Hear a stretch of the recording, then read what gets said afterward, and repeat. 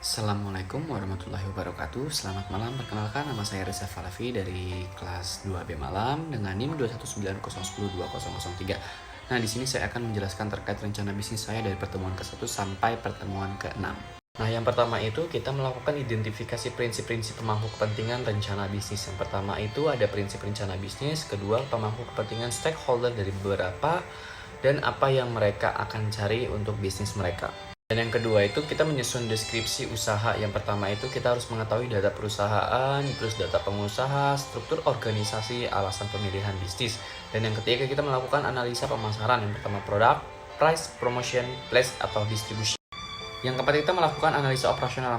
Yang pertama terkait desain produk, yang kedua proses produksi. Terus yang kelima itu kita melakukan analisa peluang pasar dan para pesaing kita. Yang pertama analisis peluangnya, yang kedua tingkat persaingan kita ke depannya bagaimana. Untuk yang keenam kita melakukan analisis keuangan. Di situ ada analisis biaya usaha, terus penerimaan, pendapatan, dan rasio usaha. Yang ketujuh kita melakukan analisis SWOT, strength, weakness, opportunity, dan threat. Selanjutnya usaha yang saya miliki yaitu Reza Ecotourism di Jalan Tangerang, Boulevard Raya nomor 25A.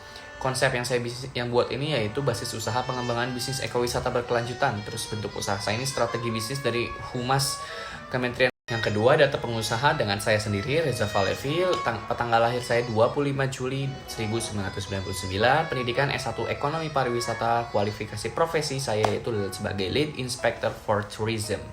Kemudian, struktur organisasi. Yang pertama, pimpinan perusahaan itu selalu bertanggung jawab atas jalannya bisnis. Terus mengkoordinasikan pengembangan beberapa ide bisnis. Terus mengambil keputusan bagaimana caranya jalan sebuah bisnis. Selanjutnya bagian operasi produksi. Yang pertama bertanggung jawab atas jalannya operasional produksi, yang kedua merencanakan prosesnya, terus ketiga melaksanakan serta mengawasi jalannya produksi, yang keempat terus melakukan perbaikan sehingga berlanjut proses produksinya. Selanjutnya bagian jaminan mutu yaitu bertanggung jawab atas pengembangan produk jasa yang ditawarkan, terus kita mengembangkan sistem jaminan pengembangan ekowisata untuk kedepannya bagaimana, terus melakukan pengkajian serta mengevaluasi proses jalannya bisnis. Yang keempat, mengelola beberapa masukan dari pelanggan untuk mengembangkan kita. Selanjutnya, kenapa sih alasan pemilihan bisnis ini? Yaitu pertama, tuntutan dari para pelaku usaha pariwisata bagaimana caranya mereka bisa bangkit dari bencana alam seperti COVID-19 ini agar pariwisata ini tetap bisa berlanjut dan bisa berkembang kembali. Terus juga tuntutan untuk selalu berkelanjut tanpa menghilangkan. Selanjutnya yang kedua yaitu analisa pemasaran. Yang pertama produk, yaitu jasa mendesain konsep bisnis ekowisata yang aman di kala masa pandemik. Yang kedua lokasi distribusinya itu seluruh Indonesia. Yang ketiga harga, yaitu menetapkan harga saya 25 juta rupiah. Promosinya itu kita melalui media iklan sosial. Ketiga kita melakukan analisis operasional. Yang pertama produk jasa mendesain konsep bisnis manajemen ekowisata berkelanjutan. Karakteristiknya itu merupakan sistem jaminan konsep bisnis usaha pariwisata yang berkelanjutan sesuai dengan konsep pariwisata dan dapat memenuhi segala kebutuhan para pelaku usaha wisata. Manfaat produk itu kita memberikan jaminan keamanan pada pelaku usaha di kala masa pandemi seperti ini. Kita memberikan bantuan alat untuk media promosinya mereka. Kemudian proses produksi itu kita melakukan gap, mendesain, melakukan bimbingan serta bimbingan perbaikan. Keempat, kita melakukan analisis peluang usaha dari para pesaing. Yang pertama, analisa peluang pasar, yaitu potensi kita sedang, industri perhotelan, industri retail contohnya. Tiga persaingan itu persaingan kita yang sangat sedang. Lanjutnya nanti kita akan membahas terkait analisa keuangan ya. Membahas terkait analisa biaya usaha. Yang pertama itu ada biaya tetap, itu kita mengeluarkan beberapa biaya elektronik, yaitu menghabiskan uang sebanyak 23.500.000 dan biaya penyusutan sebesar Rp283.334.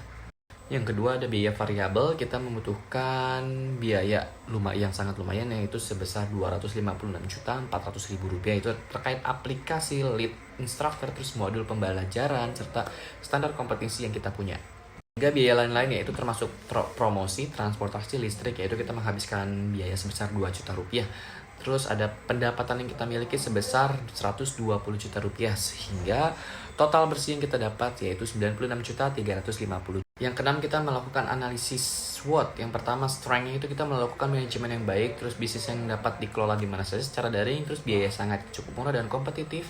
Weakness kita itu karyawan kita yang sangat terbatas, terus manajemen kita yang masih sangat sederhana.